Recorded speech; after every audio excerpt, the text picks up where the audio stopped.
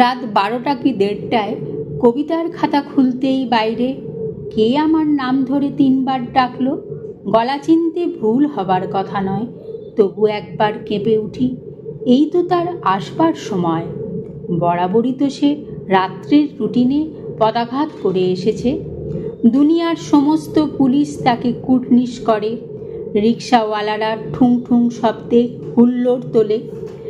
গ্যারাজমুখী ফাঁকা দোতলা বাসের ড্রাইভার তার সঙ্গে এক বোতল থেকে চুমুক দেয়। উঠে গিয়ে বারান্দায় উঁকি মেরে বলি, শক্তি চলে এসো, দরজা খোলা আছে। খাকি প্যান্ট ও কালো জামা, মাথার চুল সাদা, মুঠোয় সিগারেট ধরা।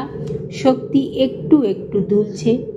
জ্যোৎস্না ছিন্ন ভিন্ন করে হেসে উঠল, ঠিক যেমন রূপনারায়ণ নদীর তীরে দুরন্ত ছোটাছুটির সময় হেসেছিল, ঠিক যেমন হেসাডির বাংলোয় সর্বনাশ তুচ্ছ করে হেসেছিল। মুখ তুলে বলল, কবিতা লিখছিলে সুনীল? না, লিখো না, লিখো না, আমি লিখছি না, তুমিও লিখবে না। এমন কিছু পান করিনি যে আমার দৃষ্টি বিভ্রম হবে। হলোগ্রাম দেখব। কোথায় শক্তি?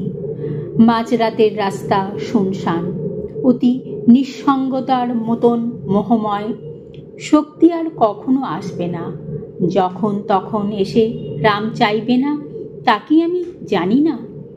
আবার ফিরে আসি কবিতার খাতার কাছে, কলম তুলে নিই আঙুলে। পরক্ষণে সিগারেট ধরাতে গিয়ে দপ দপ করে আগুন। মুখের মধ্যেও টের পাই আগুন। সমস্ত শব্দের মাত্রা ও ছন্দ হারিয়ে যায়। সাদা পৃষ্ঠা জল জল করে, শক্তি নেই। কবেকার সেই দুজনে মিলে লেখার খেলা হঠাৎ শেষ হয়ে গেল। আমি চুপ করে বসে থাকি। রাত্রি ঝরে পড়ে, যেন উঠছে আমাদের লেখাগুলির ছিন্ন পাতা। আমি চুপ করে বসে থাকি। সাদা দেওয়াল, কানে তালা লাগিয়ে দিচ্ছে স্তব্ধতার বাজনা। খাকি প্যান্ট ও কালো জামা, সাদা চুল, মুঠোয় সিগারেট ধরা। শক্তি একটু একটু দুলছে।